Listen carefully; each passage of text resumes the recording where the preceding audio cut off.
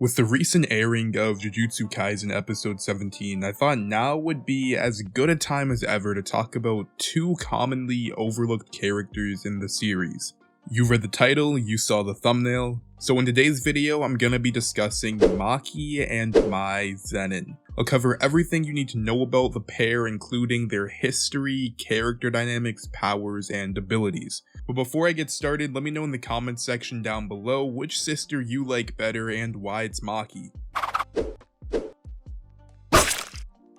So before I go too in depth about their past or their character dynamics, I just wanted to cover a few interactions that we've seen between them in the series. So upon Mai's introduction to the story, she was immediately juxtaposed to her sister Maki. Immediately, Maki is characterized as someone who not only believes in her own strength, but is very proactive about her future. While on the opposite side of the spectrum, Mai is someone who would just let things play out. Her differences are also highlighted by the way they fight, with Maki using more traditional weapons that rely on her own strength, while Mai simply relies on a gun. Other than some of these more niche or nuanced differences they have, they're also just portrayed as polar opposites very directly in their relationship with Nobara. So on one hand we have Mai, who is very violent, angry, and seemingly jealous, while on the other hand Maki was firm but also much more caring and understanding. So let's just say we put Nobara in the middle as a neutral. We have Mai on one end of the spectrum and Maki on the whole opposite. I'm not comparing them as characters here, I'm just saying their relationship to Nobara specifically. We see how much differently Mai treats Nobara versus how much differently Maki does. We can kind of use this as another way to characterize and pretty much directly show the differences between the two characters. Other than their differences being shown and portrayed through their relationships with other characters, we can also see how their relationship is throughout the Goodwill event arc. So in the arc, Mai legitimately wanted to kill her older sister. Maybe kill might be a little bit too far, but she definitely wanted to at least injure her or get some kind of revenge. But the thing about Mai is she wasn't always like this. She may have had some of these traits in the past, but she also had a much better relationship with Maki. Maki and Mai were twins born into the Zenin family. As such, everyone had high expectations for them, especially the upper echelon of the family. Now, one thing to note that you guys probably already know is that the Zenin family is not a very tight-knit group of people, and they seemingly have very little familial bonds, if any. Really, the only thing that matters in this family full of spectacular sorcerers is strength and cursed energy prowess. Unfortunately, Maki and Mai were twins that lacked any sort of skill in cursed energy. First, there was Maki, who couldn't see curses at all and needed special glasses just to view them, and on top of that, she also has very little cursed energy, probably around the same level as a regular civilian. Then there's Mai, who has more cursed energy than a regular civilian, but a relatively small amount in comparison to any other sorcerer. I'll go more into detail about their powers in the next section, but the main point being that they were not up to standard in the eyes of the Zenin family.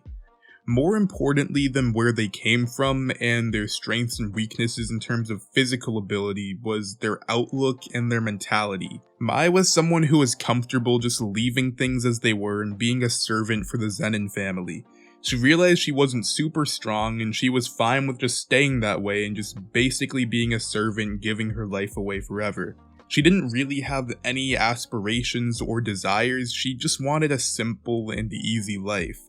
But unfortunately for Mai, Maki was the exact opposite. She worked hard and trained to get stronger every day of her life, and eventually she decided that she wanted to go train to become a sorcerer, and she would return becoming the head of the Zenin family. Unfortunately, Mai never told her sister how she really felt and ended up resenting her for it.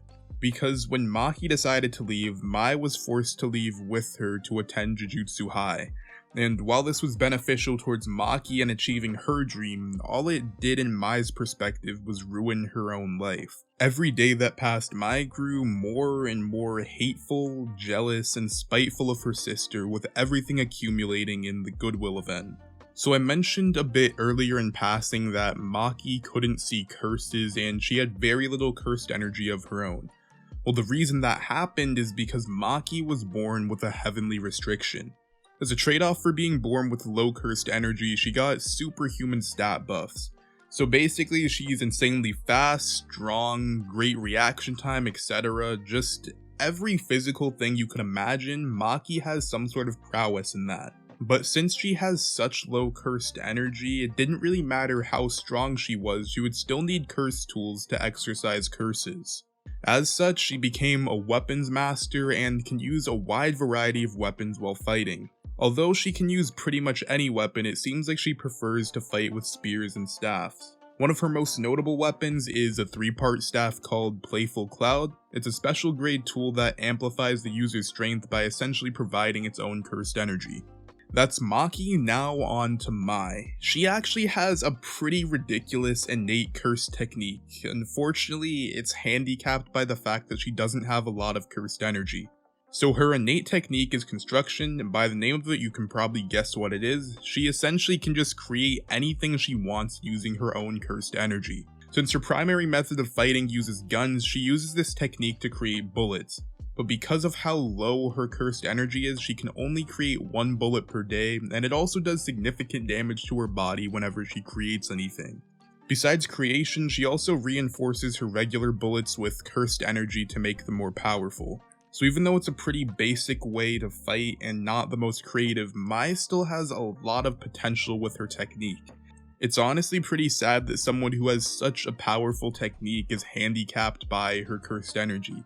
But I will say that she still does have a lot of potential and definitely can improve over time, especially if she's able to somehow overcome her lack of cursed energy.